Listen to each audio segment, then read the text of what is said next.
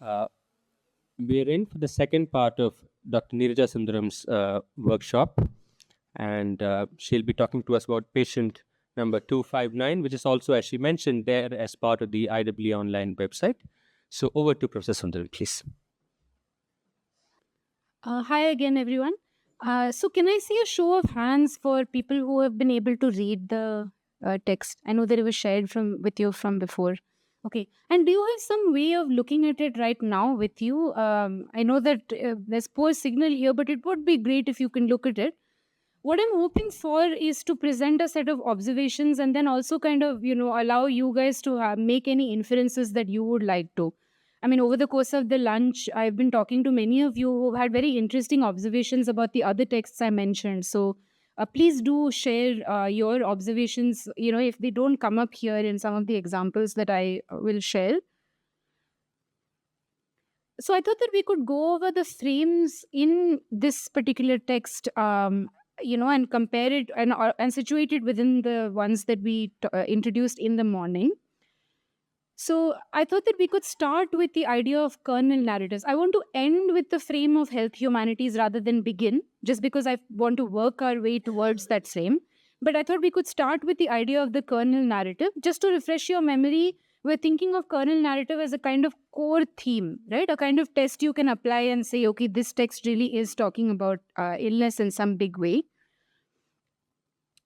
So many of you have been coming to me and then, sort of talking about that little frame that we had about how the event of illness looks. Where does it begin? The fact that it, goes through a treatment. And then many of you have been saying also that it's not always the case that this is how, it works out in real life. So with this particular story, with this particular story, patient 259, you have this event of illness, right? But it's not a story of triumph. Yes, everyone, it's an oddly arranged story, I know, but this much should be one very broad idea that you can take away, right? That we don't know at the end of the story if someone actually made a recovery. We know that something very drastic and very difficult happened to them, but then we don't know if they made a recovery, right? So that's one kind of way in which you can see that there's a difference here. How is the sick person who's at the center of this story? How is their personhood introduced to us? How are they represented? Remember, that's one big question that we have to ask. From a health humanities framework, which is also what I hope we can ask in the context of this story. And we kind of looked at form in the earlier presentation as a way of parsing the singularity in the story, right? What is different about this particular story is something we said we can only tell if we look at the form. And in this story, there are some elements of singularity. One element of singularity is the obvious one, that it's a graphic story, right? That it's a sequential narrative of a certain kind, and it kind of pushes against the traditional in certain ways, and we can talk about that. But there's another interesting way in which this story is a very singular one when compared with, say, your general traditional set of texts, which are people narrating their own stories of illness. So here you have someone who is narrating the story who's not, in fact, the one who's experiencing it, right? Is it something that you noticed? So if I asked you the question, who is narrating the story? It's the daughter, right? So there's a mother and a daughter. So is it only the daughter who speaks? From your memory of the story, what do you think? Is it just the daughter? It of course opens with the daughter's lens and her view, and she says that, she says, how do I begin? I don't know how to begin, right? So that question of how to begin comes in. But somewhere in the end of the story, you also have suddenly a person who says, Ami Nandita, Ami kya bolbe, right? And there's somebody who's coming and saying that I'm Nandita. So suddenly the mother's voice also appears, right? So you have here some kind of confusion between who it is that's narrating the story and who owns it, whose perspective is it. So there's a bit of this interesting thing that happens in carers' stories where there's a kind of co-authoring. Okay, you can think of it as a co-authoring. For those of you, some of you have actually come to me with an interest in caring, right? So when you read carers' accounts, caregivers' accounts, either they are studied through the framework of co-narration, where there's a sort of shared way in which meaning is negotiated It's an illness that happened to my mother, and then I'm also a part of this story. It has affected me as much. You can also see it as a voicing of another story. So many times, why does the carer narrate, right? Is it a self-aggrandizement? Oh, look at the hard work I've done, I want to be known too. Or is it a situation where if the carer didn't speak, then you wouldn't know what was happening to the other person, which is the case here in this story, right? So you can also think of the carer as actually voicing another person's story. And if you want to think of elements that you can pick up from a text, like seeing, hearing, right? Someone is speaking and you are listening. If you want to think of these elements, and stories narrated by carers actually allow you to hear another person's story, right? Even if they can't speak, or even if you don't actually see them. In the case of this story, there's a lot of playing that's happening with whether you can actually see the patient, and we don't see her in a whole kind of sense until a lot later in the story, right? So just think a little bit about the singularity of the form happening through the graphic narrative, yes, but a specific kind of graphic story, which is a story narrated by a carer. There's actually a kind of whole subgenre within graphic medicine where carers narrate accounts of spending time with someone. Either largely they have been in the American context about caring for the elderly, but there is a very specific way in which that story is told when it's told from a carer's perspective, right? So let's look a little bit at the structure or the ordering of this story, right? In the morning, we said that usually there is a lot of intended confusion with when the illness begins and when you're meant to be seeing the first moment of the story. What's the first moment of the story, right? Should it be the moment the illness began? Should it be the moment this person's life began? Should it be the moment when some other reason caused the illness rather than what the doctor tells you? So there's a lot of questioning, right, about that origin. In this story, is there some kind of timeline? Do you guys find some evidence of a timeline in this story?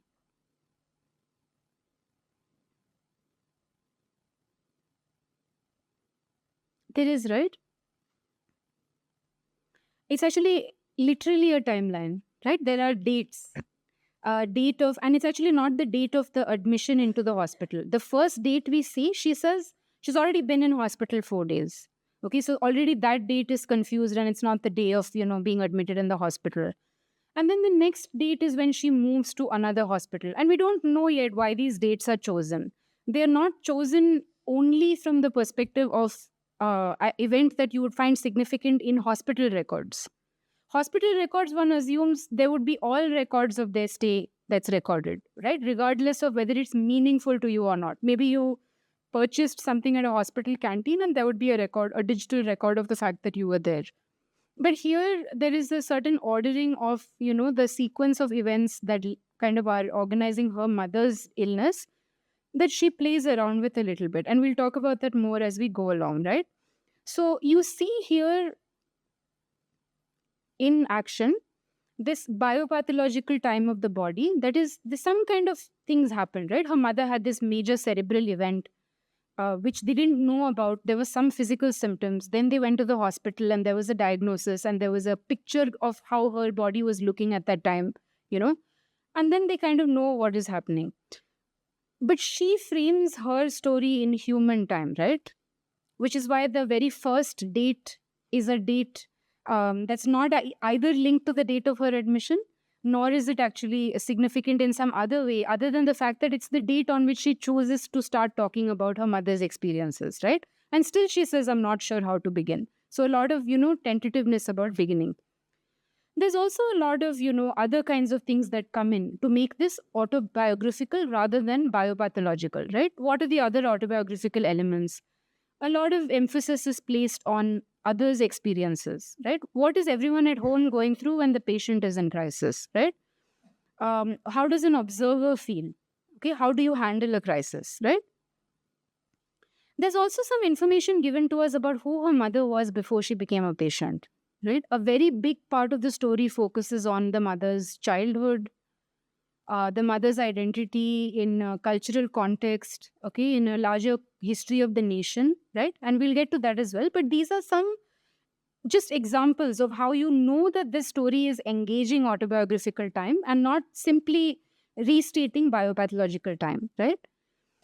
One of the ways we can again see this in action is by looking at something textural, right? This was about a large scale ordering of events where we can see a lot of examples. She goes back and forth in time, right? Her mother's memories come back, and go back to her childhood time. And then you have these small scale events, okay? And like I mentioned, one very common small scale or textural element is the medical encounter. And I was very struck by this series of panels that actually begins the story, right? So I thought we could talk about it a little bit. What do you think is going on here? Is a sequential story being told? That's one kind of question we can ask. Remember, we said that with the graphic form, what you have is a very unique way in which images are arranged that tell time passing over a long duration, and yet you can see it all at once. Right? So what is it kind of helping you see? Or what is it kind of communicating? You can respond in any way you like. For instance, do you see a sequence here, right? That's the first question to ask. Or are they just like a discrete collection of images? A bit like those, those posters in India, right? Families in India or different religions of India. Is it like that? Or is it a sequence? You feel it's a sequence? So what is the action that's actually taking place if it's a sequence? Remember our Scott McCloud sequential art, right? Someone's taking off a hat or winking. So here, what's the action that's being completed from start to finish? A phone call, very good, right? And how did you kind of arrive at that? So it starts and ends with the telephone, okay? Any other observations that it is a phone call? I think it's quite difficult to read a phone call into this. But that's one possibility, right? That it's a phone call. Any other possibilities? What is being discussed in the phone call? Do you think someone's condition is being communicated to someone else? Maybe. Is it possible to say that someone is already in the hospital and someone else is calling to find out how they are? Okay, and then would that maybe then explain why the phone is ringing at the beginning but it's kind of dropped at the end? Why is that happening? That's a weird kind of movement that's happened, right? The phone is ringing and there's no person at the other end. So what does that imply? Do you want to maybe speak up loudly because I can't hear? Yeah. Here.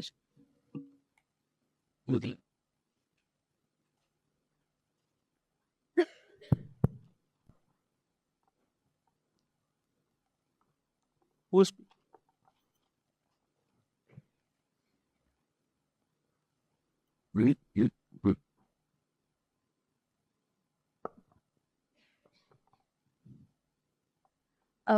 So I think the first and the last image sort of ground the rest of the images. It sort of inboxes the other images into like one narrative. But the images in between, you can read them sequentially, but that really depends on you. I think it is the contents of the images sort of describe what happened to her mother when she is receiving the information. Okay. And the last phone call is she has received the information and she is in shock, so she dropped. Okay, good. One of the things I wanted to sort of mention, right, is that on their own, these images are hard to read sequentially. When we read the rest of the story and come back and look at this set of images, we can read in the context of the daughter who's received this information. We get to know that she wasn't in fact there when her mother was hospitalized. And then we can kind of, imagine the panic between the first event of the phone ringing and then the fact that the receiver's dropped. There are a lot of other interesting things going on, right? They're sequential if you know that textual part, the part that's written in text. But it's also not always about the same person, right? There are a lot of actions and all incomplete. So there's an ambulance, but it doesn't actually arrive. A lift that's going up, again, doesn't settle anywhere. So it's in some sense also not sequential because there are a lot of incomplete actions. Like the phone call or like the phones, there are another two sets of panels that are linked. And they're the ones with the patient, right? Those are the only other two which are paired in that sense. So I was also sort of hoping that you would notice that a few of the panels don't have any sound in them. Yeah. Right? So these are some of the things that I was hoping that, you'd pay attention to. So maybe there is a little bit of a focus on sound and silence as well that's going on here. We know from the story later on that her mother has now become silent, that is rendered incapable of speaking due to the condition that she now has, right? That stroke or the cerebral attack has caused her to not be able to talk. So when the mother turns up, you see that, there is silence here. She talks about her very weak pulse. So you can't hear the pulse almost. So the panel with the pulse, actually, there is no sound there, right? Now, it's possible to interpret this as an encounter that, that is literally narrating what happened to her. That is, she wasn't there and then she got this call and she was worried. But it is possible for us to read a certain degree of universality into it, right? Because there are no individuals wholly presented. That is, you can't see any icon here that actually represents a living person you recognize yet in the story. Somewhere you see a central government health scheme ID for her mother. Okay, but before that, you don't actually see an individual that you can recognize. So it is possible then to also see this as an experience or an encounter that all of us would have, had, where you have this very chaotic entry into the hospital that always takes place, where you don't quite know where to go. Everything happens in a very, broken sequence. You need many people to go to many different locations. Someone has to accompany the patient to be tested in this machine, right? And then there's a very fragmentary way in which time is experienced when you go to the hospital. There are other examples of this hospital encounter, right? You remember the scene in which she goes to the private hospital for the first time? It's drawn as a huge, imposing building, dwarfing the people who are trying to get into it. The people in the reception and the guy in the insurance desk, they wear that expression we've been talking about, right? That difference in the facial expression of the person who receives you at the institution and how you yourself look when you're entering. Interestingly, we don't see her expression. So we don't see how she looks. Okay, she writes about how she was intimidated, but her face almost is like it's not present. It's almost like it's not relevant to the situation. Okay. What I also found interesting is that subsequent to this, she doesn't use this panel, this very traditional panel setup anymore. Already there's a lot of, I think, difficulty with fitting the story into the panel structure. And then the artist actually abandons it for a bit in the pages subsequent, where there's a much more free use of the space, right, rather than the panel forms. So this is one example, right, where immediately following that, the panels have actually broken up and we have these medical images to contend with. So what are these images representing, right? Why talk about the mother in this way? Now, I want you to also pay attention to the fact that we have so far only seen the mother in bits and pieces. So the patient is coming to us telegraphically. Like it's not one image, right? You have like small kind of moments in which they're coming through. And then you have this, which is again a very, unsettling way to meet someone for the first time in a story. The introduction of a character. And here is a picture of their brain. Right? I mean, it's an unusual thing that would only happen in a story of this kind, where you have this, she's redrawn these very kind of medically accurate images or anatomically correct images, shall I say, right? Of what's happening in her mother's body. So what do these things communicate? Okay.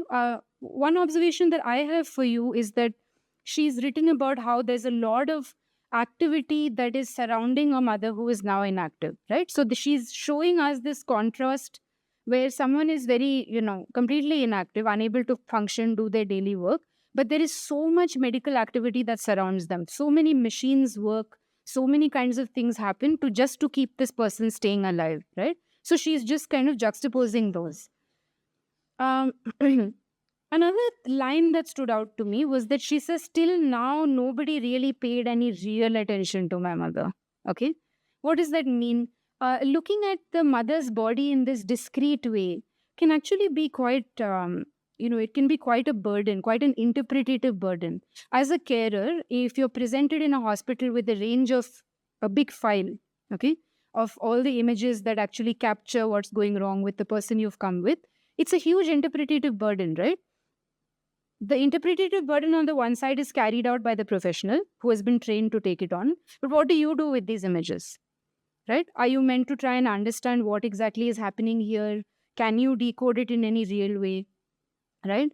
So the paying real attention to her mother, she's also trying to invoke this feeling that she has of being really burdened by the kind of zooming into her mother's problem that's happened. Okay, where you're at a loss for how it is that you deal with so much information. It's actually being overwhelmed with information, right? It's so much kind of splicing of the mother to this cellular level where you're able to look at this kind of information. And then what do you do with that, right? So there is a representation of a certain burden of, understanding. Okay. So that's one kind of framing I had for you of these small scale ways in which the body is represented. Okay. After this, I want to move on to like something that really kind of caught my eye in this text, and you can tell me if if it happened to you as well. There is a confusion that the text creates between who the mother really is. She walks into the ICU and she can't find her mother. Okay, and that's represented visually as well. And this is how it's represented visually. She talks about how it looks when you go in. She later shows you that this is who her mother is, and actually the only way you can distinguish her is because she has a bindi. But otherwise, disturbingly enough, all the patients in that space, right, in the ICCU before she gets to the HDU, they're all turbaned because they've had some kind of some kind of a head surgery. They're all very emaciated. They're covered by this cloth. But at the same time, the hospital also organizes its space in a very depersonalized way. Okay, there will be no way in which you can go into the ICCU and say, oh, there, I can see my family member. All the beds are supposed to look exactly the same because you can't have the medical event or the diagnosis or the treatment happening if you don't have that standardization. Right? But for her, that standardization is very, troubling because she can't find her mother, and then she eventually does. This is also the first time that we see her mother's face, right? It's the first time we're introduced to the character and how the character looks, right? There is a certain pushing against already, right? Already the text is pushing against that central government health scheme card. Okay, you remember the CGHS ID card that's there? That's the only actual document, meaning a document that's not hand-drawn. So in the whole story, that's the only document that's not hand-drawn. Many graphic narratives do this.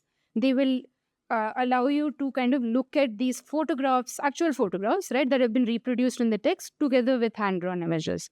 So she has this CGHS card. For those of you who know about the central government health scheme, usually, if you put her mother in the context of that, you'll get a picture of a pensioner, someone who's worked in the government. In her mother's case, she's also, a refugee. But you have a certain image that comes to your mind of someone who's a pensioner, someone who uses the central government health scheme. And then already there's a certain pushing against that that's happening, right? Where the mother is actually introduced as someone who first you can't see, and then she's someone who has some characteristics that make her special, right? And till now, we haven't met the narrator yet. So we don't actually see the narrator. We see a lady who is long-haired, and later in the narrative, there's more of a clue given to how they are related through images. But at this point, we still haven't seen her. Now, notice what's happening, right? Immediately following this, we go into the mother's past. But the way she moves into her mother's past is actually quite, it's actually quite confusing. There's a certain disorientation that happens when you're reading. Suddenly, you're not sure what's happened because it happens all of a sudden. She's in the hospital, and then she kind of goes into her mother's past. If you remember the panel before this one, there's a lady getting onto the bus. There are these large full-page panel spreads of busy streets where there are a lot of people walking. So it's one of those, you can think of it as a cinematic aesthetic as well, like an establishment shot of a city, right? A lot of people, and then you zoom in on your characters so you can recognize them. But here, it's very difficult to do because that's not actually happening visually. You see that woman, and you see her on the bus here, and that's the last place in which you see her, because this panel in which a bit has got cut out, you immediately start seeing this little girl. Right? So suddenly the mother's become a little girl. And the only clue that you have for that is the accompanying text, which tells you that the mother as a child had to leave East Bengal during the partition, and then come and make her life, in Calcutta, and that was hard, right? So she talks about her village, and then there's the mother as a young girl, right? These are also situations that are very much, moving outside of her mother as just someone who's Nandita, the mother of this particular girl, because a lot of the situations here are like, situations that are true of many women. Okay, there are women who are working. So the confusion that happens when she's getting on the bus or she's sitting here is that there are several women who look like her who are walking in the scene, and it's hard to tell which one is the mother. Just like with the child and all of these people walking, it's very hard to actually see her as different from the others. She is actually really kind of hyper zoomed in an image like this, right? She's almost isolated, like she's in a petri dish or under a microscope or something. But in these kind of locations, it's actually quite hard to see the mother as distinct. The composition of the images do a bit of work with focus. And so they tell you what the focus is. So the child is actually at the center of many of the panels. But the point is, you can't actually understand whether this is in fact the mother. So we have a notion of the mother's earliest memories here, right? And then there is one more sort of, set of interesting symbolic shifts that happen. I don't know how many of you noticed that in this sequence in which her mother's early memories of her days of living in the partition ghetto, right? This ghetto, this neighborhood in which all of these many different, people from East Bengal have come and started living together. She describes participating with them in this women's world of work, she calls it, right? There's a lot of description of what these women make by hand, garlands and other things. And then what's interesting here that you can see is that there's suddenly a child who has appeared with a shaved head. Did you notice that? So then here's another thing that's happening, right? There's a symbolic shift that's happening where we're being asked now to go back to that other earlier version of the mother in the hospital with a shaved head. The only reason a shaved head would make sense here is because we've already been introduced to a patient who's shorn of her hair, right? So what does this child signify? Okay, and then you have a very visible kind of reminder that this child is in fact the mother. So some of you could argue that maybe it's just some child in the colony. Okay, maybe this continues to be the mother in the frock because we've established her in the previous scene. And this is just some other child, right? Because there are many children who are visualized there. But then here we get a very clear indication of who this child is because of a very manifest sign of illness. And can you tell me what that is? The stitches, very good, right? So you can see the stitches, and the stitches are actually what show that this child is none other than the mother. And then there's the hospital gown, which is also like a frock, right? So there's a lot of moving back and forth from the states that are happening. And then the text here is very interesting, right? So I'm just going to read the text so that we can look at this image as a whole. Kite flying was another euphoric occasion in the neighborhood. Before Vishwakarma Pujo, especially, the kites would soar up and add a dash of color to the paleness and the struggle all around. Children would be busy collecting the torn kites. Adults would be busy giving flight to the ones in hand.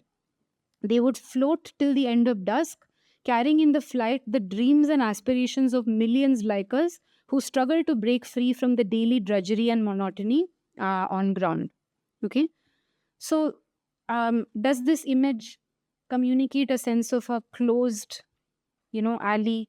Okay, it is contrasted almost. It's almost immediately follows a page in which the mother is actually flying. You remember that scene where she's a child, again in this kind of shaved head avatar, but she's actually flying across the page, and through her memories. And she says that there's this magical feeling, on the mornings, and then suddenly she's kind of grounded, right? And she's on the ground, and there's this text about how we're grounded with all our hopes and aspirations and, struggle to break free. So, what's actually happening with this image? One thing that we've already observed is that the child is now very clearly marked as our protagonist. So we have here a reconsolidation. Okay, there was a certain splitting, right, of the mother into many different selves, which is something that a lot of women's actually graphic narratives about illness do. There was a splitting, but then now they kind of bring them back, right? Bring them back together in this one image that consolidates them, right? Through the detailing of these manifest skulls. But it also tells us a little bit about mothers in general, right? Because it follows a sequence of events in which there is a lot of discussion about the kind of work that many different women in the colony do. Who is her mother? Her mother is like any other partition refugee from East Bengal who had to work very hard, who had to work hard and supply, and provide for her children, who was very overburdened, very overworked in her family. And so there is a way in which women's work is also kind of a context that's created for her mother's present state. Okay, you're able to see that additional context here, right? I'll give you another example to see that, okay, just in case you feel this is too much of a stretch. Do you remember that there is a page in which the daughter has a dream, and she illustrates that dream and says that I had a dream that my mother and I were playing, we were swinging, right? So if you actually look at that page, they're not swinging together. They're not sitting side by side on the swing. You can't see how the swings are connected. So it's also difficult to argue that they're actually sitting side by side but swinging across from one another. It's very much actually like they're swinging from one state to another. On one end, you have the daughter, and on the other end, you have the mother, but in the hospital gown and with her stitches on her head, right? So it's actually, I found it to be a disturbing image, though you have the first time you're seeing the mother smiling. It's the first portrait of the mother. If you can think of a portrait, a visual portrait of her as being at the center of this tale, it's the first time you see a visual portrait of the mother where she's smiling. You guys think of portraits as things that you'd want to preserve. The way a person looks, if you want to preserve, this is the first time you see a smiling image that you're trying to preserve.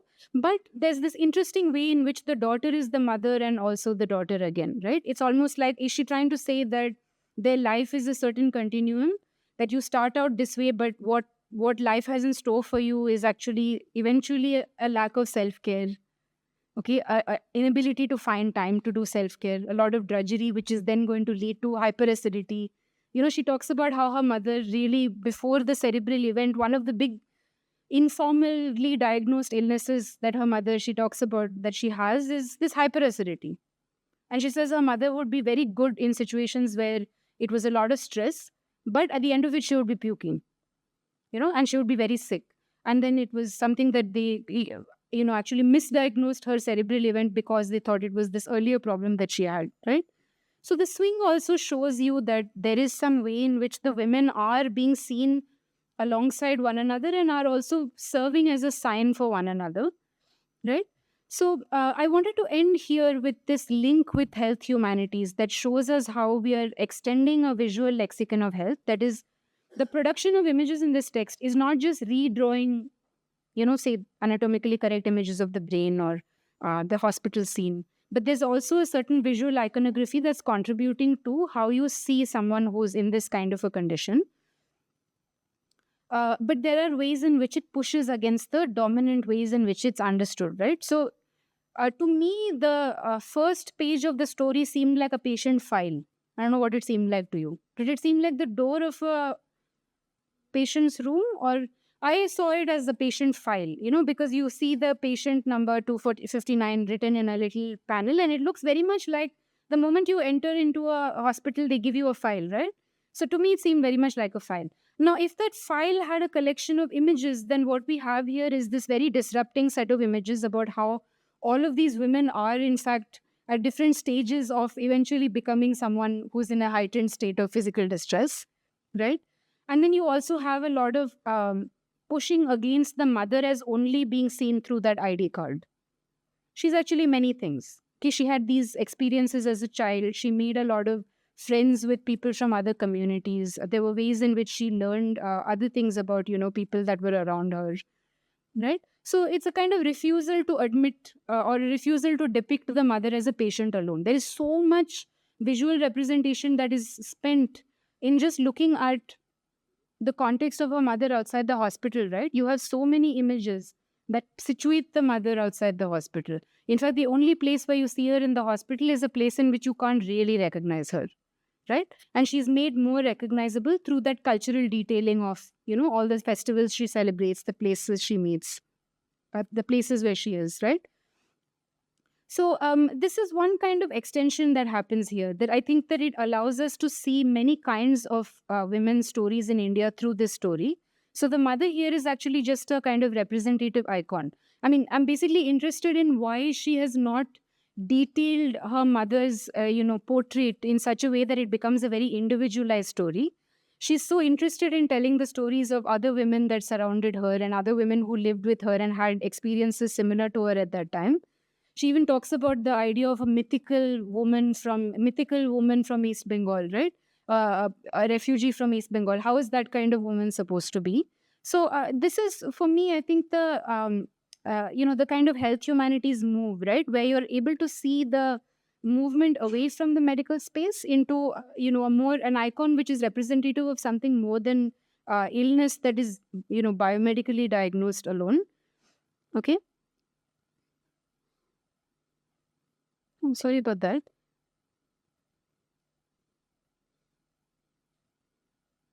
Yeah, I think that this is something that I already went over. So I'm going to stop here. And I'd like to ask you to tell me whether you feel, I mean, you can either ask me questions about some of the interpretations that I have raised, or I also invite you to look at the images and tell me if there was something, I mean, are there elements in the text that you'd like to talk about that I haven't covered? Something that struck you as interesting, any kind of elements that you want to bring to the discussion, we can do that as well. But I'm going to end here with, just this kind of thought about whether this story is actually a story about several kinds of women in that situation that we find Nandita in. Thanks, everyone.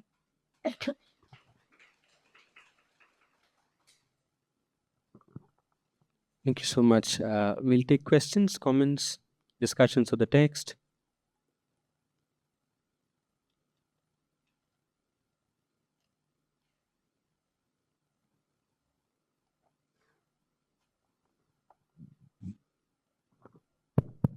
Thank you, Neeraja. Apart from the fact that this is one of the very few graphic texts that show any sort of subjective experience of illness at all, I found the text very wanting because I read the refugee woman's experience and the illness experiences, two very disparate things, excepting for the fact that yes, the child mother does appear in the story. That doesn't seem to be a very important reason for the story to be narrated as well. But I've been thinking of how also it's a brain injury, and the childhood is narrated as a memory that we don't know who the narrator is. There's this slippage between whether it is the daughter narrating the mother's memory or the mother herself narrating her memory. So I'm wondering if it's also a comment on people with brain injuries really thinking of their childhoods, and whether there's something over there, as the narrator being somebody with a brain injury, and that playing into the whole fact that there's a memory component involved there as well, because it seems like otherwise they don't tie it up really well together, because generally when they do show socio-political or cultural context to a patient's story, there's something that ties up what has happened with the illness, or there's some kind of cause-effect relationship or something like that. So, but in this story, it seems like they wanted to tell you a refugee story, they wanted to tell you an illness story, and it just came together. Yeah. I think so. I think that if I can sort of what I understand from your question is, I think, two important things, right? One is, if you're going to move outside the location of the traditional location, the traditional site of storytelling, which is either the hospital or the encounter with the doctor, then does that also need to tie into the event of illness in some way? That's one important element, which is true of a lot of fictional texts which are going completely in a different direction, right? And I'll give some examples of that. And the other part of your question is just, I think, about whether there is something significant at all that is happening in the latter half of the story, right? Was a health humanities text. Right.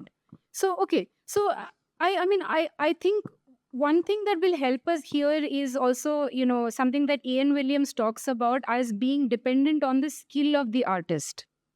Okay, he says that the graphic medium is very reliant on the skill of the artist. Someone could make stick figures and make a story that's compelling, and you'll have to rely much more on the text that's written, right? So there are so many kinds of considerations that go into commenting on the how well composed a text is, right?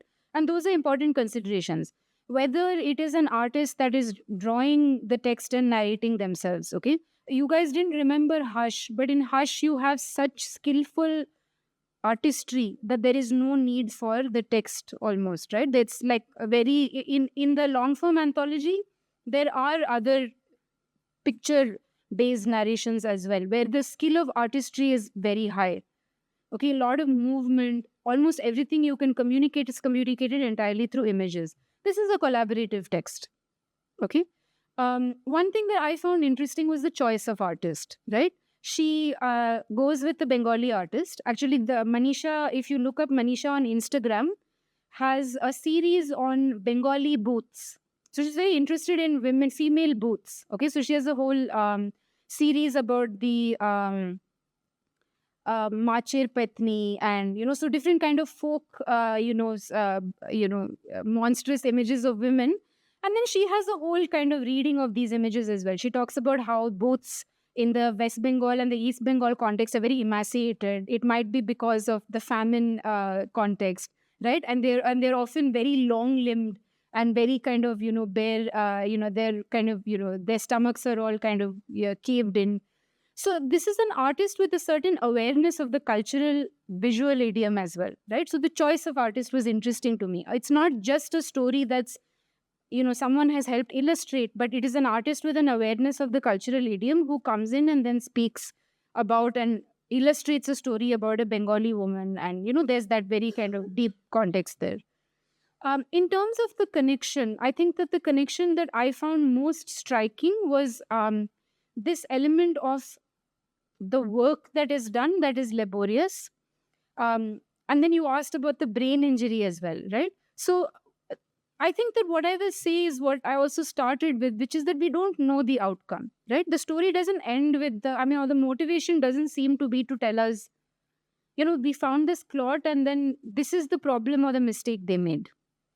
Okay, there are stories which are very interested in just critiquing the whole moment of diagnosis and being about a misdiagnosis. This story also doesn't seem to be driven by anger about what has happened in the context of healthcare. There are a few throwaway comments about, they kind of gave her an infection in the hospital and they didn't care enough.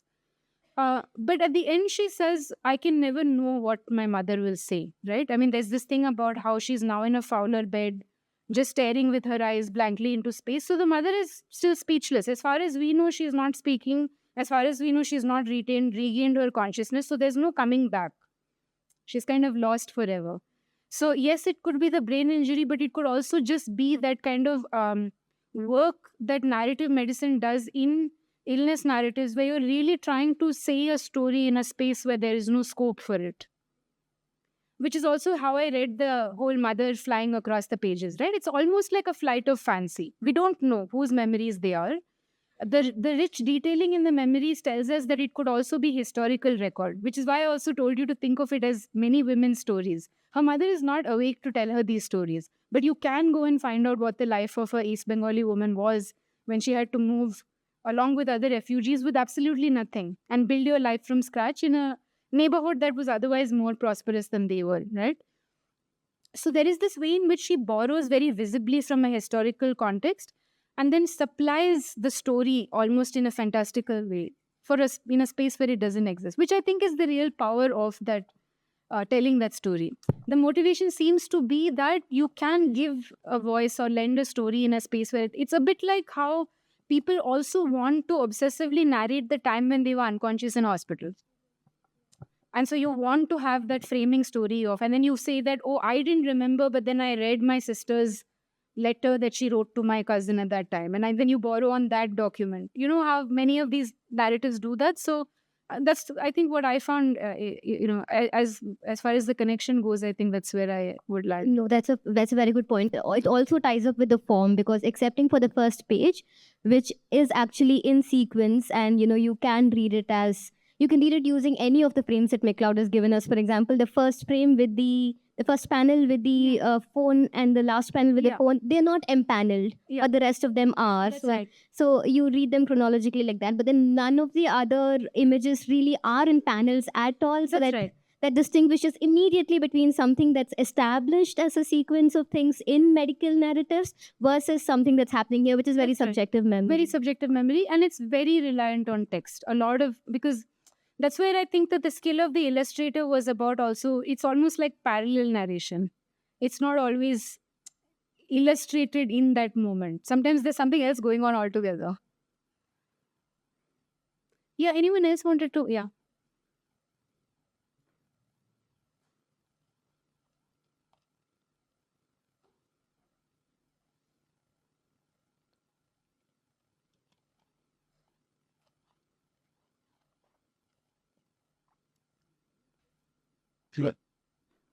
I was observing something, that is, when the patient or the mother is in the hospital, she's away from the cultural activities that her flashbacks were pointing at. She was always working with the women, and one thing that I noticed is her eyes were open when she was within her community, and when she was aloof in an individualistic space in the hospital, her eyes were always closed. So she was looking at the culture, and she was identifying herself as a refugee, because refugee, it cannot be an individual to be a refugee. It has to be a community that gets segregated in that way. And these cultural and political, these newspapers and everything that gets flown around in the Yeah, that's panels, right. that Yeah. that's a very significant way of like establishing the identity in one certain way. Were there I any was- specific points that you want? That's actually a very interesting set of pages. The one where she's flying through a certain period in history. Does it tell you something? Does it tell you something that allows us to further add evidence for this reading, that there might have been something else that you can look at in this person's life that is the source of discomfort, difficulty.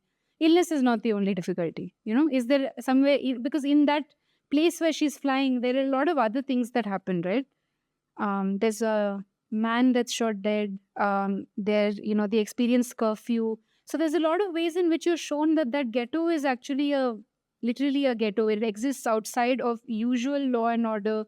There's more kind of intervention there, more monitoring. I was just wondering about the last page where the eyes are still open. She's with her daughter swinging, and That's then right. at the end as well. That's right. So I just was thinking how that can be interpreted, where the eyes in the beginning were closed when she was in the hospital, and then Yeah, I thought about that too. And like I said, that's the reason I was struck with this image, because it's the first place where she's smiling, laughing. And yet it's not. And she doesn't think about it, right? If you wanted to kind of remember, if you wanted to have a good memory of someone who now can't speak, and now you're kind of tainted with this permanent memory of something horrific in the present, and you want to create an idealized image of someone, right? What are the images we memorialize of the family that now isn't with us? You wouldn't choose an image in which it's their worst moment, right? But I was struck by how in this image she's smiling and she looks happy, but we see her with her shorn head and the scar. So I'm not sure what it means. I don't know whether it's we could see it as, now we have arrived at a point in the story where you can't see the mother as distinct from the context of her illness. And now we know this story about her past as well.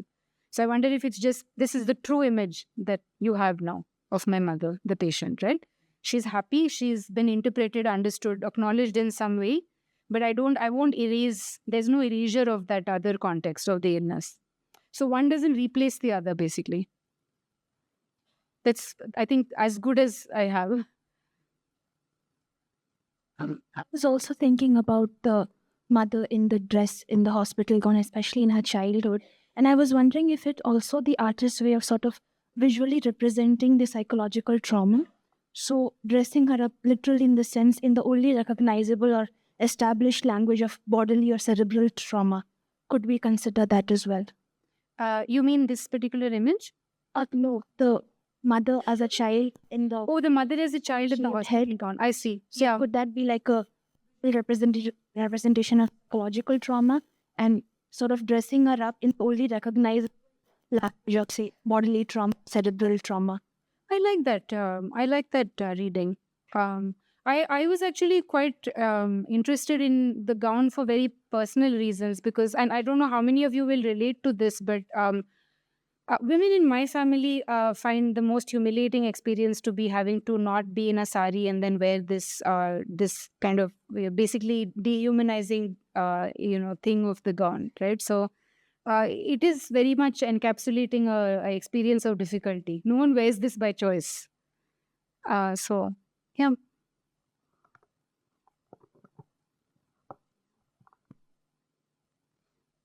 She's also contrasted here, with the others playing the kites who continue to be dressed in their usual way. And then you have here the contrast of someone who, this is also like for the iconography of a child, it's also something that shows that there is some disarray at home. This is different from being dressed to go out the way here you are, right? The child is dressed by someone at home. And here you have that somehow has broken down. So it's true, the dress does communicate these things as well. Was there another question? Yeah, hello. Oh, sorry. Yeah, hi, really lovely lecture to listen to. I was just thinking, like, in continuation with your conversation with Meenakshi. So, do you think, I haven't read the text incomplete, so I don't really know, but the 5 pages that are there in IWE website. So, do you think that the first couple of pages to me read like a journal entry, right? So, it's like the process of dealing with grief, and Yeah. you start journaling. Yeah. So even the pictures were like placed in like snippets, Yeah. and then the text flowed through it. So the kind of collage work that we do when we are journaling, right? So the shift from this very personal act of journaling to suppose a full page panel like this, which kind of also shifts the perspective from the perspective of the narrator or the focalizer here, like from the daughter who is speaking to then focusing on the mother again at the childhood stage. So do you think the form could also, like, of course the form plays a certain role, but just an observation, like maybe this change of form can also help us think about how the carers also deal with grief and loss, and how the graphic narrative in itself becomes a tool for the carer to kind of encapsulate what their experiences are. Yeah, you're absolutely right. Because I'm because of a very, I think, personal reason, I always go back to the form that I know that kind of uses a lot of distancing, a lot of blending of different kinds of genres, right? That if you think of the Gothic, there is a kind of older tradition of forms, right, which really do this kind of distancing. The core or the person who's talking will be really distanced through a lot of frames, and that happens in this story as well. So you're absolutely right, there is um, different kinds of narration that is you can actually literally see this sounding like it's a letter writing exercise or a journaling entry, but really the story also greatly distances us from both of them. One, because we can't ever see the daughter's face, and then because she always denies not knowing really for sure, and that she's imagining this as something that's happening with the mother.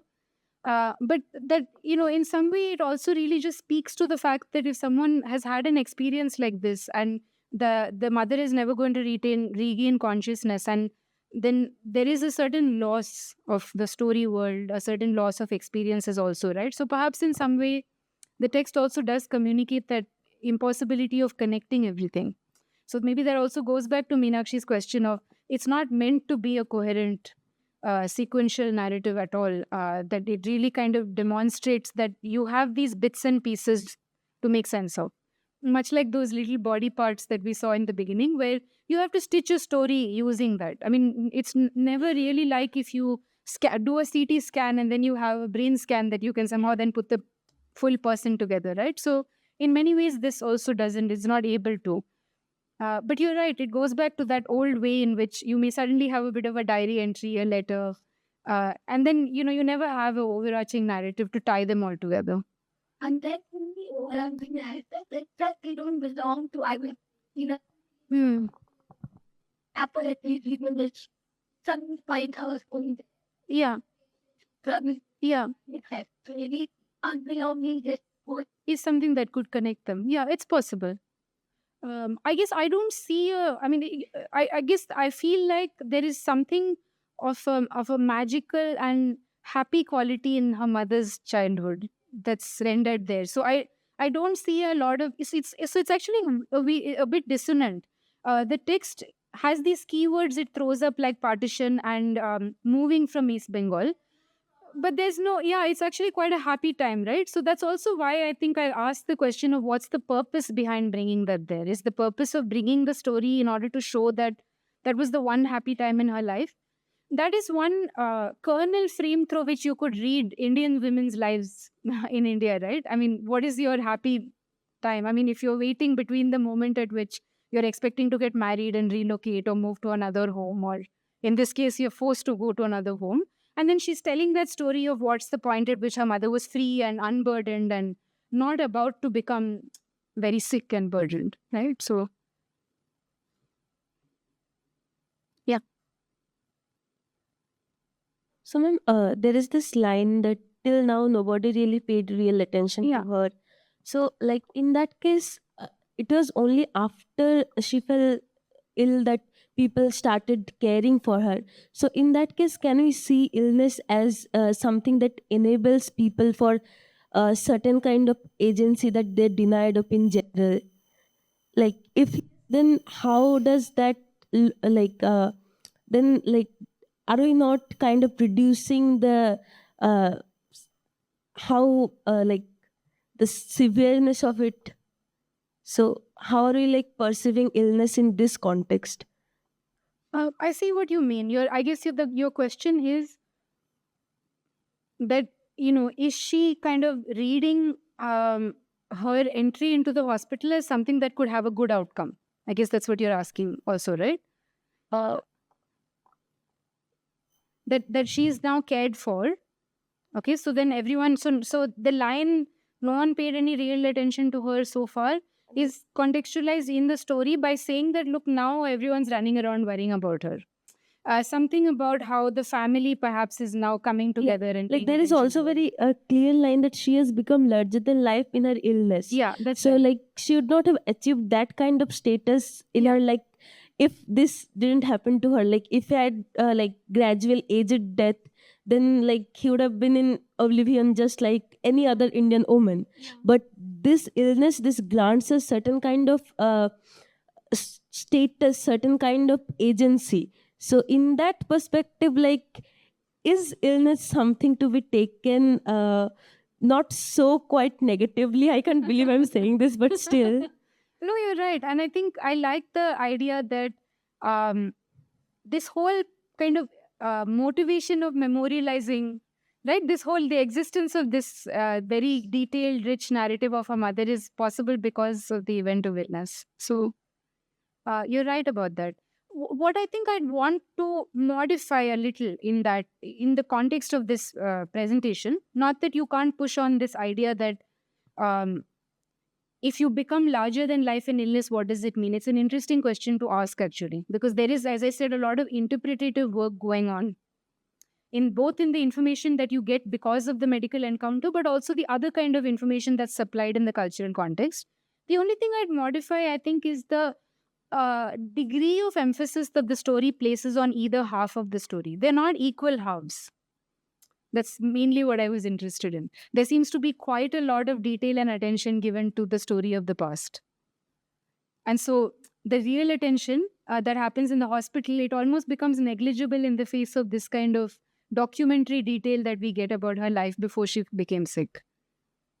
So that just from that perspective, I think I would read it not as entirely a story told to kind of make her mother larger than life alone. But you're right that the motivation is the illness.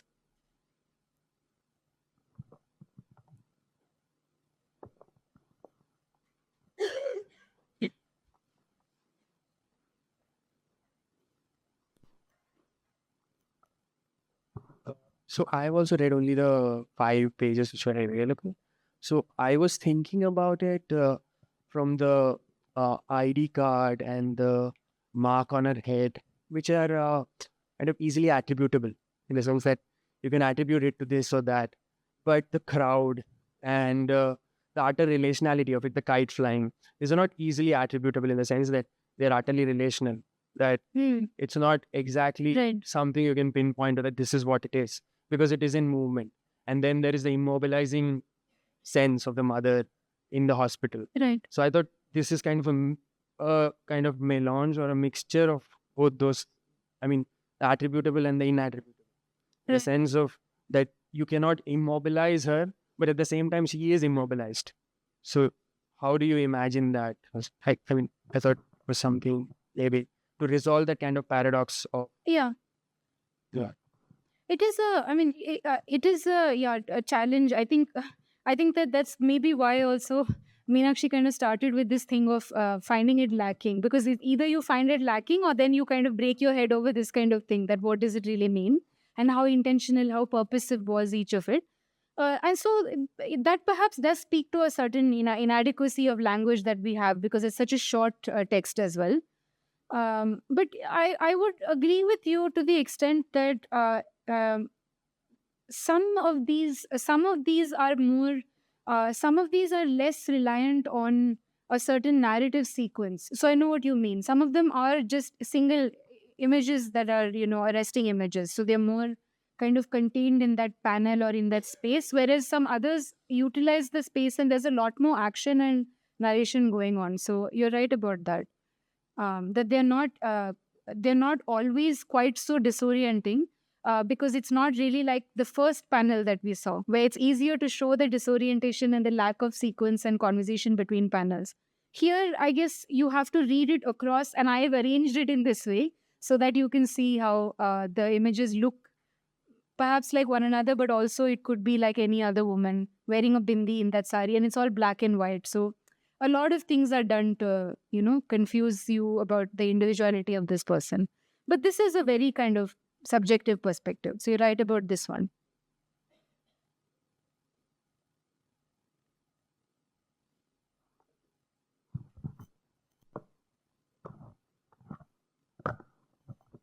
Hi, ma'am. I love your talk. So I was thinking about how the mother is described in the first couple pages. Like, yeah, nobody ever really paid real attention to her. And she says she lies there defying all worries.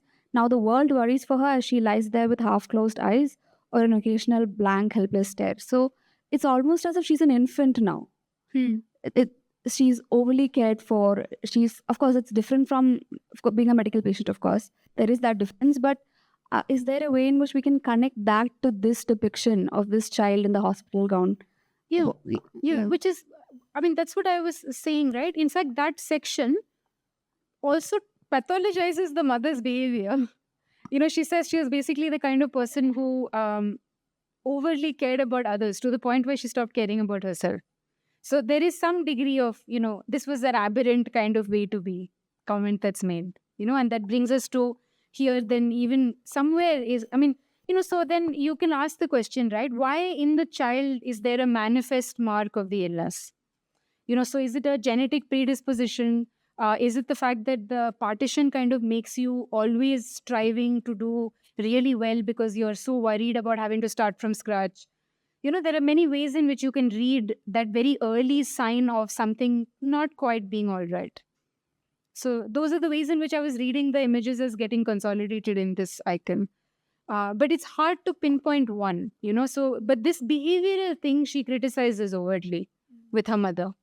And this image of the child in the alley, like you mentioned that it could have something to do with her childhood not being so right, something It was not an ideal childhood. A home relocation is like the biggest kind of trauma that she would have experienced at this point.